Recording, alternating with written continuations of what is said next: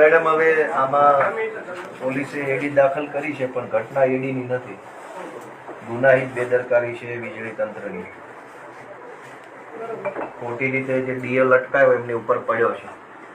હવે જીબીના માણસોનું એવું કેવું છે કે ભાઈ માથે નથી પડ્યો ને લટકતો હતો તે માથે પડ્યો, પણ તમારી બેદરકારી હતી એટલે ડીઓ નીચે આવ્યો માણસના માથા સુધી. વીજળી વિભાગની જવાબદારી ઇલેક્ટ્રિકલ ઇન્સ્પેક્ટરની એ છે કે તમે જુઓ તમારી લાઈનોમાં કંઈ ફોલ્ટ છે નહીં. સરકાર કરોડો રૂપિયા ખર્ચે છે મેન્ટેનન્સના, તો તમારે મેન્ટેનન્સ કરવાનું હતું, તમારે બધું કરવાનું હતું. આ તો કોઈ માણસનો જીવ ગયો છે. બીજું કે આ ઘટનાના 2 દિવસ પહેલા ને નહીં ફોન કર્યો તો એક દિવસ પહેલા ફોન કર્યો હતો ને. કોણે કર્યો હતી? નામ સુરેશભાઈએ 1 દિવસ પહેલા ફોન કર્યો, વીજળીમાં કમ્પ્લેન લખાવી કે ભાઈ આ ડિયા લટકે છે, એ જોખમી છે, આને તમે રિપેરિંગ કરો. આ જે ઘટના જ્યાંથી બની ત્યાં 1 દિવસ પહેલા ફોન ગયો. પછી આ ઘટના બની એની 1 કલાક પહેલા કોઈકે ફોન કર્યો કે ભાઈ અહીંયા આ જોખમી ને ભયજનક રીતે તમારા ડિયા સળગે છે, તો તમે આનું રિપેરિંગ કરો. 2 વખત જાણ કરવામાં આવી.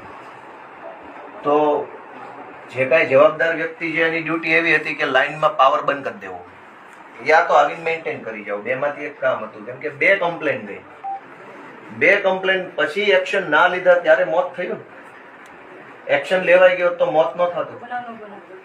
તો આ ગુનાહિત બેદરકારીનો ગુનો દાખલ કર્યો નથી.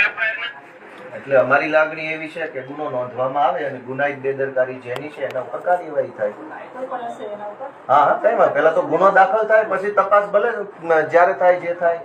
હાલ તો ગુનો દાખલ તો થવો જોઈએ કે ગુનાહિત બેદરકારી છે. 2 લોકોએ ફોન કર્યા, તમે કેવી રીતે ઇગ્નોર કર્યા ફોનને? ધારો કે આપણા પોલીસની સિસ્ટમમાં કોઈ પીસીઆર ને ફોન કરે કે અહીંયા ક્રાઇમ બને છે અને જવાબદારી બને છે, નથી પહોંચતા, તો આમાં જવાબદારી બને છે. સરકારે નંબર આપ્યો છે, કોઈ લખાવે છે, પછી તમે નથી જતા, તો એ જસ્ટિફાઈડ એક્શન છે.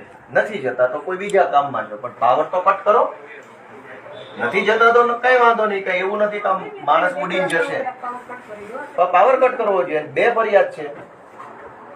આ ઘટના બની ગયા પછી કેટલા કલાકે આવ્યા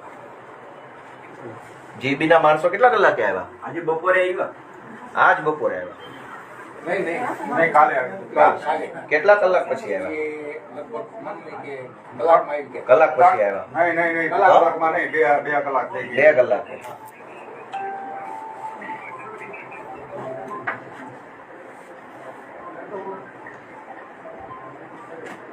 તો અમારી આ રજૂઆત છે એને તમે ધ્યાને લઈને હાલ ગુનો નોંધો એવી અમારી લાગણી.